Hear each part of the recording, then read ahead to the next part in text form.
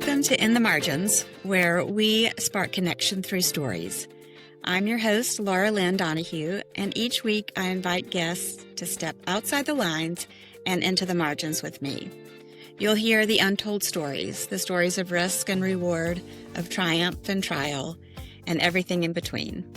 Thanks for joining me. Let's dive in. Welcome to this special Thanksgiving episode of In the Margins. I'm your host, Laura Lyn Donahue, and today, which is fitting, I want to explore gratitude, but not as a list, not as a quick exercise, but as a deeper noticing, a waking up, a way of seeing our lives more clearly. Because this year, 2025, has felt different for so many. For some, it's been beautiful, and for others, just average. And for others still, it's felt heavy, confusing, or marked by unexpected need. Gratitude doesn't dismiss reality. It isn't blind cheerfulness. It is presence. It's the ability to hold beauty and ache at the same time. Gratitude in a tough year asks something different of us. We have to look for something more, for something deeper. But receiving life as a gift doesn't mean pretending that it all feels good, just that it's connected. Personally, this year has stretched us. It's asked for flexibility, patience, lots and lots of patience, courage, and also rest wherever we could find it. Henry Nouwen wrote, "Joy does not simply happen to us. We have to choose joy and keep choosing it every day." Gratitude, joy, both begin with noticing. Just noticing what is still good, noticing what is present, noticing what is lasting and remains. It's less about feeling grateful and more about becoming. I love that word, becoming.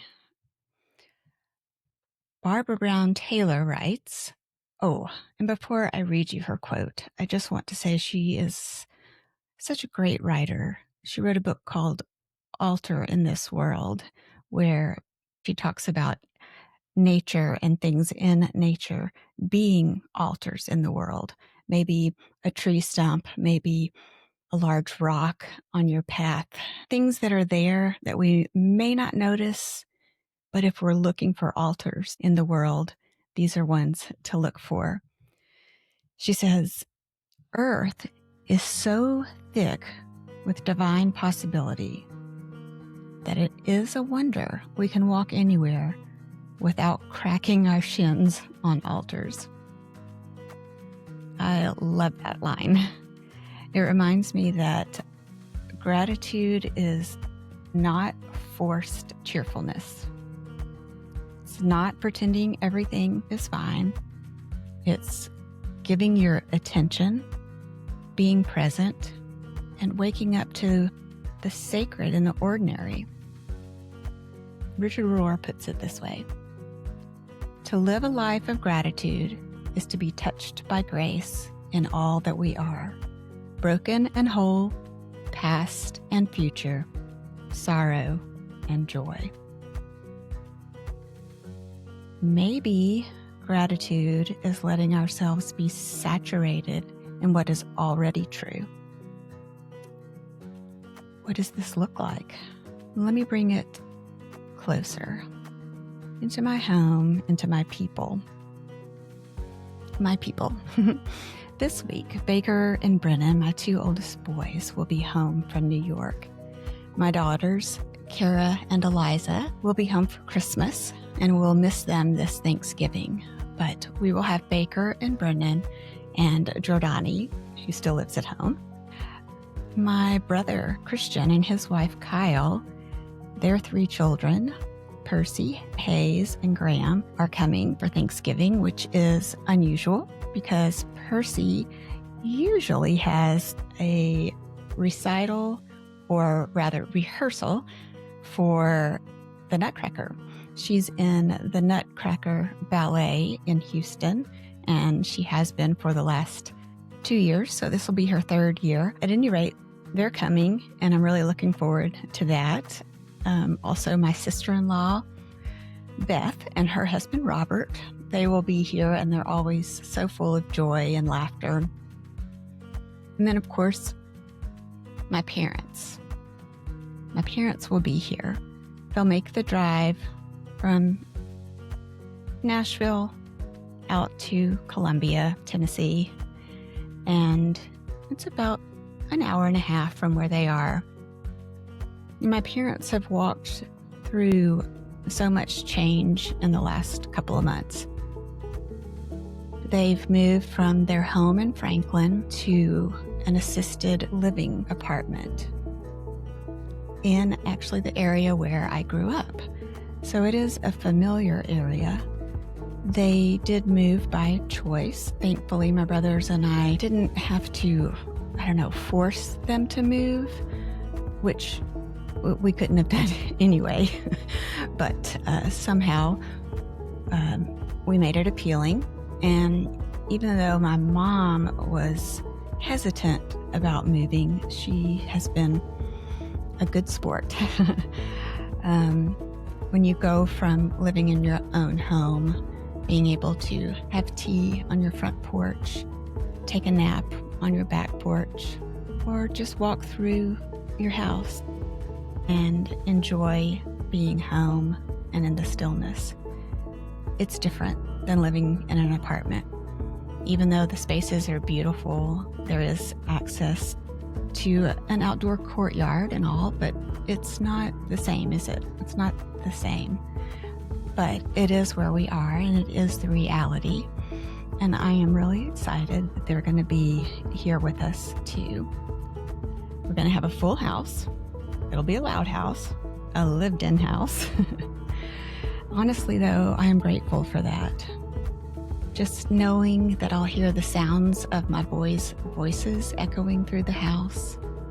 I'll have that quiet comfort of waking up each morning and seeing one of them maybe perched on the couch, one in a chair reading, or looking at social media, whatever, it doesn't matter. It's just, I know that they'll be there, and it will be ordinary, but not so ordinary, because really the extraordinary isn't it often found in the ordinary? Let's consider these things holy, these experiences. They remind me that gratitude is literally happening right in front of me, hidden in what may feel mundane, boring, or even disruptive.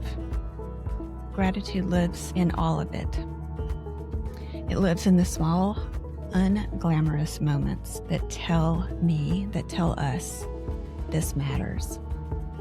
Gratitude not only meets me at home and with this upcoming holiday, Thanksgiving, but it also meets me in nature, especially in late fall. And I'm looking out my window. I've got woods behind me, and the trees are almost bare. Some of the gold leaves are still hanging on. But there's something about the bare trees, especially when you see them against the backdrop of a sunset. I don't know, there's something about sunsets in the fall and winter that are extraordinary. They are different than summer and spring sunsets. But the black lines of the trees posted against the colors of the setting sun is just beautiful. We have the cooler air, thank goodness, and the softer light and less light. Even with that, all of these things tell me that it's okay to rest, that it's okay to let go, and I don't have to be, and you don't have to be blooming right now. it is okay to be still. John O'Donoghue, an Irish poet, once wrote, "Take time to see the quiet miracles that seek no attention." That line brings me back to myself, back to who I am outside of achievement or productivity or even comparison. Anne Lamott, who I love, says, "Almost everything will work again if you unplug it for a few minutes, including you." Isn't that true? Some of the first things we try with our computer or our phone when it's not working is restart it, unplug it, reboot it. And things need it, we need it, right? I think we need it more than we're aware.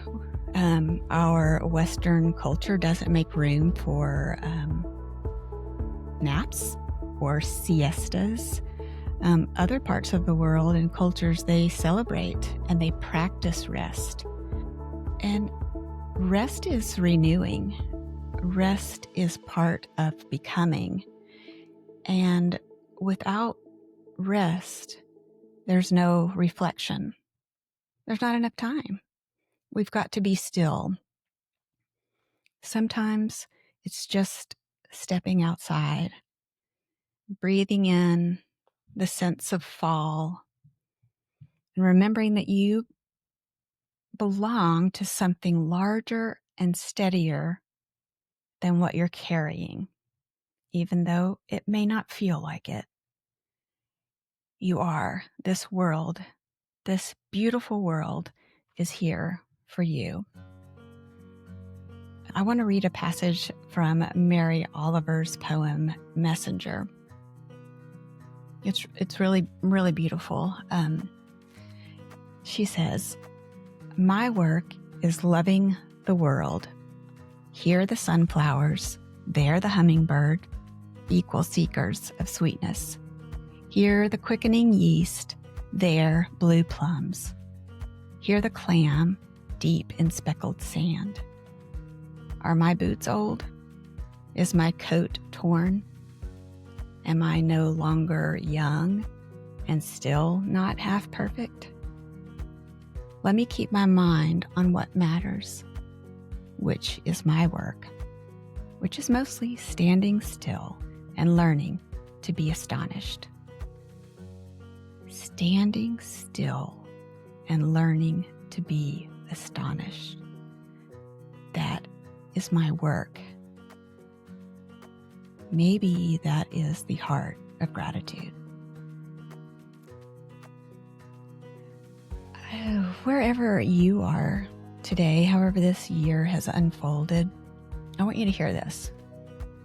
You're not behind. You're not failing, even though it may feel like it. You're growing. You are not forgotten. You're not too late. And most of all, you're not alone. If this year has been wonderful, I celebrate that with you. If it has been confusing, I can hold space for that. If it's been heavy, I see you.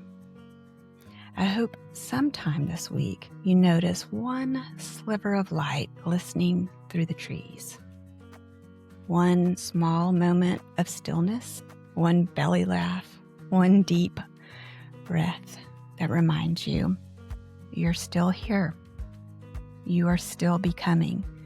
You are part of a story that is still unfolding. And that's that word again, becoming. Becoming. You're still becoming. That reminds me of something that Michelle Obama wrote in her memoir, Becoming. Her words have always struck me as grounding and hopeful, and a reminder that who we are is not fixed, and that growing is a lifelong invitation. Michelle writes, "Becoming is the journey, not the arrival." Well, it is the journey, isn't it? Without the journey, again, there is no growth. There is no time for rest, and that's what we need. We need rest and reflection. We need to allow ourselves to become. After sharing some great quotes from a lot of different people who I respect and love from afar, because I don't know them personally, but I do know one person personally who's very important, and that's my mom. My mom is Carolyn Neighbors Baker. She's one of the most gifted writers I've ever known. She has always seen the world with tenderness and detail, as if every leaf and shadow were part of a larger story, whispering to her. She's also my best friend. Mom taught me what love looks like in practice. She's steady, patient, generous, never self-serving, unless it was to care for herself, which is important. And she was always present. Unfortunately, Mom is walking through dementia. For those of you who have had family members or friends who have walked through dementia, it's not easy. Mom, she still, of course, she knows my name. She knows all of us. She recognizes us. That part of her isn't gone. But the part of her that existed before the illness, the part where she and I could sit down and have a conversation that was deep and reflective, thoughtful, or even where I could share a problem with her, those times are gone. We don't have that opportunity because condition. But still, my beautiful mother, who has always been beautiful, and she's beautiful today, just as she was growing up. This illness steals some of what I've known her to be, but actually it doesn't really steal who she is, does it? Because I get to cherish those times and those moments. And in that, because my mom is a writer and she has written several books, her words remain, her poetry remains. The way she named the sacred and the everyday remains. And as we talk about gratitude today and noticing the holy in ordinary life, I want to read one of her poems. This is Last Dance, written by my mother, Carolyn Neighbors Baker, out of her poetry book called From a Thin Place. So sit back and listen. Listen to what my mom writes. And even if poetry isn't your thing, try to feel the warmth of the words, the descriptive nature of the words, the enveloping constant of what is beautiful. Last Dance. An early moon shines high in the sky, pearl shimmering mirror ball gleaming in twilight blue. Center stage grandeur.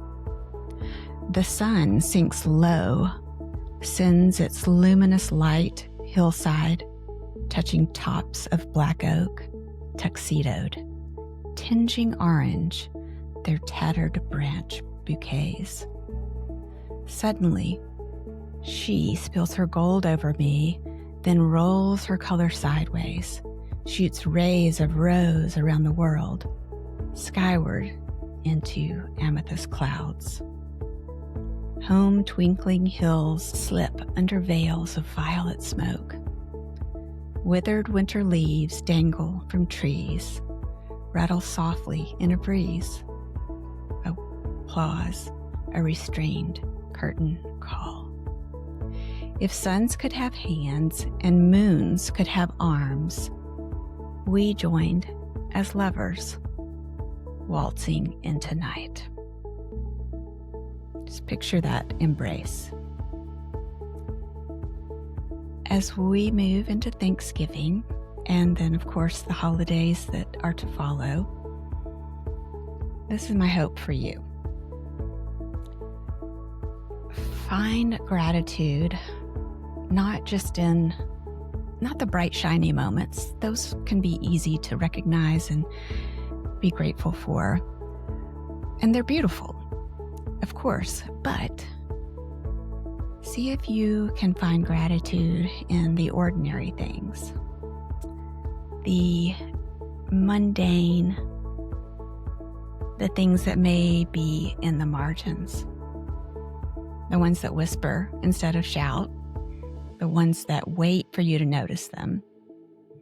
I hope that you will see quiet miracles.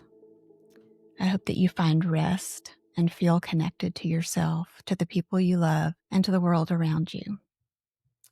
Thank you for listening. Thank you for being part of this community. And thank you for letting In the Margins be part of your life. Happy Thanksgiving, friends.